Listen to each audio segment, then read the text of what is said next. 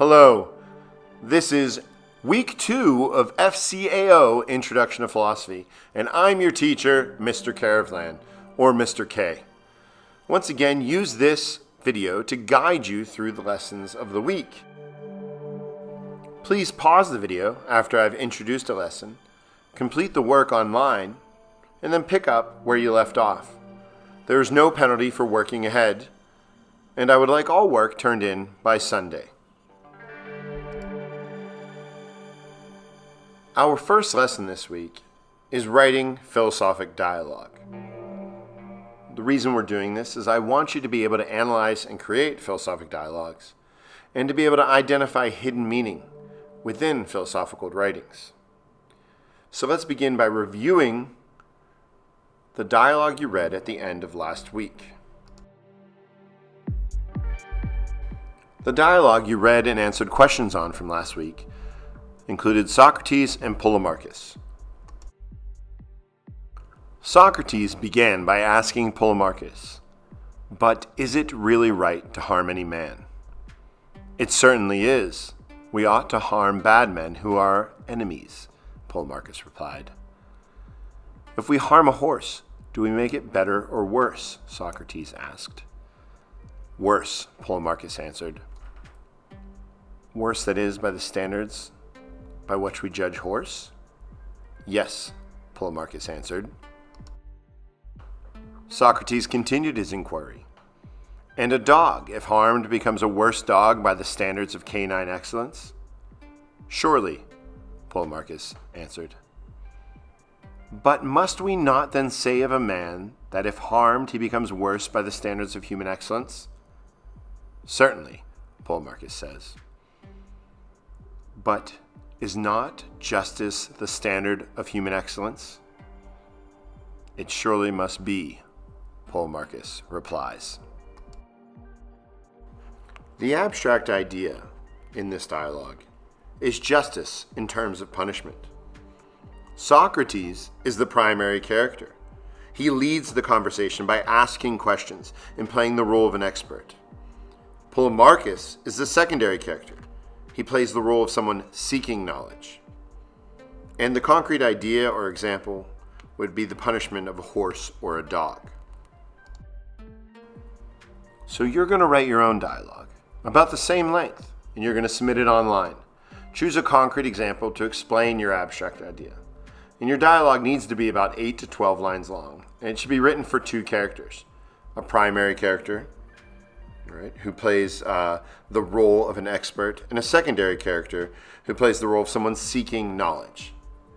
And make sure I can identify the abstract concept and the concrete example, and make sure that you don't just have the primary character tell them what to think. They have to lead them there. They don't preach. Feel free to be creative and imaginative, and after you've submitted your dialogue, you can begin the next lesson.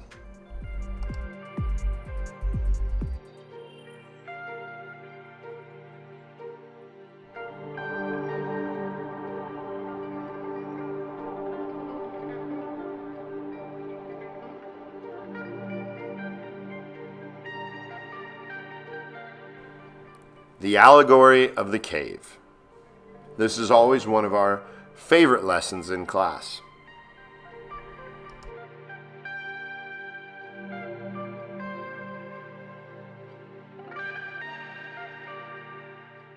In this lesson, we want to examine the question of appearance versus reality, and then to role-play the main ideas of the Allegory of the Cave from Plato's Republic. You're going to do this through creating your own allegory. In his work, Plato asks us to think about our reality. And what if the reality we perceived was full of lies, was false? The world would no longer make sense to us. The beliefs we held dear would be proven false. And he imagines our reaction. Let's talk about Socrates. He's the primary character in most of Plato's dialogues. He lived in and around Athens, was born about 470 BC. He didn't really write anything. Everything we have today is from his students who recorded his thoughts. But he's the first philosopher to focus on the questions of ordinary living rather than the nature of reality. He's famously bulldog tough, able to withstand extreme temperatures. It's believed he went barefoot year-round. But he was an odd fellow and annoying to many, an annoyance by society. He considered himself a gadfly because he constantly asked questions and annoyed the citizenry of Athens. He is the teacher of Plato, the author of the Republic from which this story comes. He developed the Socratic method, obviously named after him, which uses dialectic, universal definition, and inductive arguments. Spoiler alert, he is put on trial and sentenced to death for impieties against the state and for corrupting the Athenian youth. He was forced to drink hemlock. We will read about this at great length in the Apology and Crito later on in the course.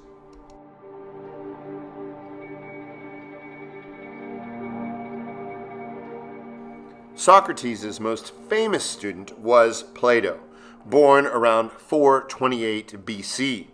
He was born into an affluent Athenian family, and after the death of his mentor Socrates, he shifted away from his ambitions of being a politician and turned to philosophy.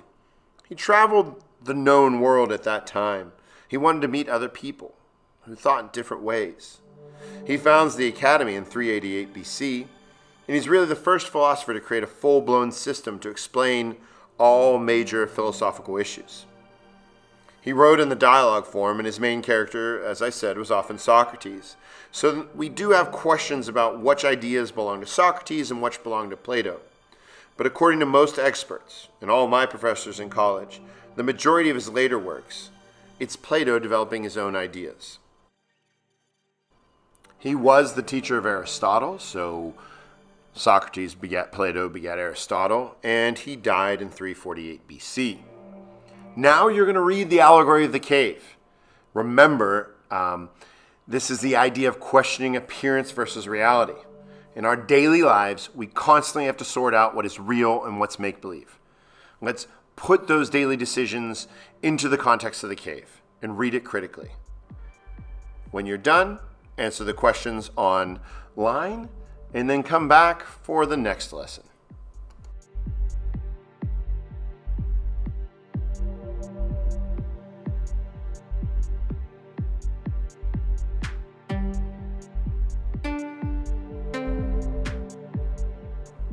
You may notice that I don't have a lot of images on these videos. I wish I did, but I worry a little bit about copyright. Even the music I have is free internet music, which is why it's a little bit odd. Anyways, this here is a picture I drew of the cave in 2013. So this week's last lesson is writing your own Allegory of the Cave script. All right, you're going to depict the Allegory of the Cave with meaningful and thoughtful applications of the allegory. You should have characters that represent the prisoners, the escaped prisoner, the form holders, the people outside the cave.